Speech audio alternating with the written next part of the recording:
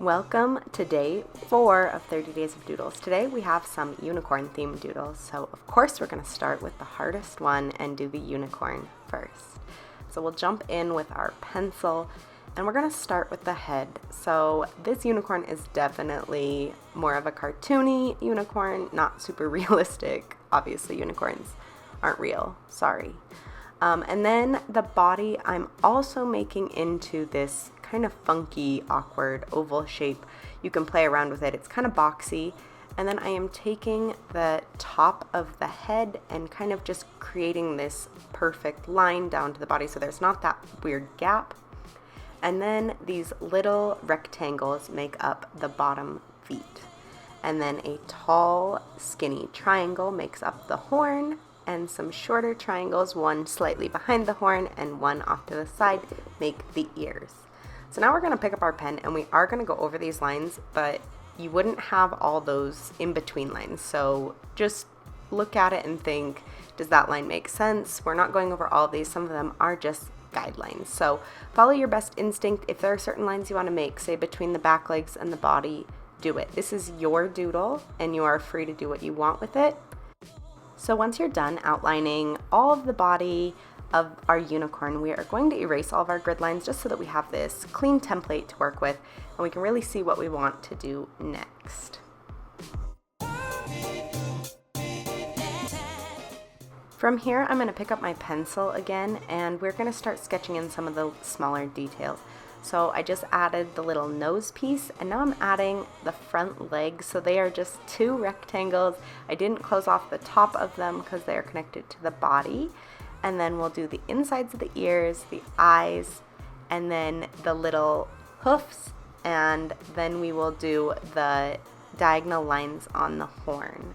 And then to finish this all off, we're going to add some curly hair. So I'm just creating this kind of wavy line and then I'm wrapping it back around on itself to create these soft little curls. Now the whole circle won't be traced over. We're just going to trace over the part where it starts to connect. So that top line where it connects to the bottom line at this little point, that's where we'll end it. And we'll bring it right back around and we'll have two little curls. Feel free to add as many as you want. Now I'm going to keep my small Faber-Castell for this next piece, but you could use your super fine point one if you are using one. And we're just going to go through and go over all those extra little details that we just made, and then we will pick up our smaller pen for the super fine details, so the horn, and then we will add some hair inside of our hair just to give it more of a texture and more of a feel. And finally, we're going to finish this little guy off with a tiny star by the eye just to give it that really magical unicorn vibe.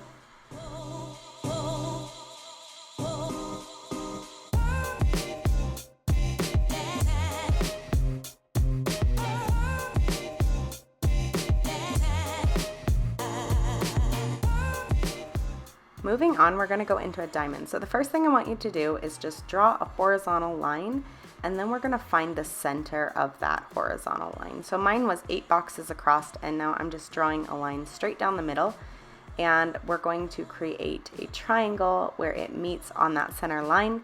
And then for the top piece we are going to actually draw a rectangle. So I'm doing 2 high, but based on how big your diamond is, we'll change that.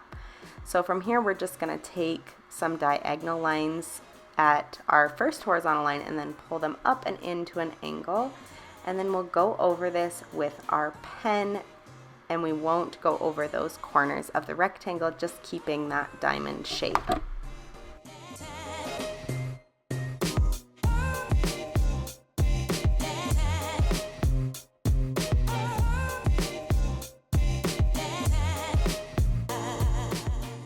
Now we'll pick up our pencil again to add in the lines where our diamond has been cut, and what makes it all sparkly are these lines and how it's cut. So I did from the bottom of our triangle, I have one line on each side that is angled up, and then in the top portion of the diamond you're just doing this pattern of like a zigzag, and it meets down at the diagonal lines we just created, and then up at the top, and then down to the next line, And when you're done doing that, you can erase all your pencil lines and you will have a very nice, very sparkly diamond.